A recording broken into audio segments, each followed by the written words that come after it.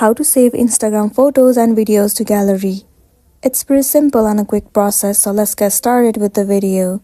First thing first, you need to head over to your application Instagram. Also make sure that you are using the updated version.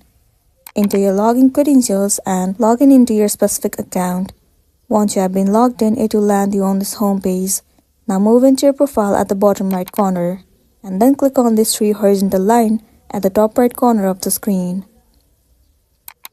Once you're inside the settings page of Instagram, scroll down and inside your app and media, head over to archiving and downloading. You will see the option of save story to camera roll. Enable it. Now whenever you post any of the photos or video into your story, that post will be saved into your gallery as well.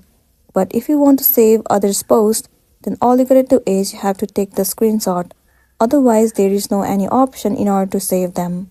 So that's the end of the video. If this video helped you, give it a like and check out our next tutorial. Thank you.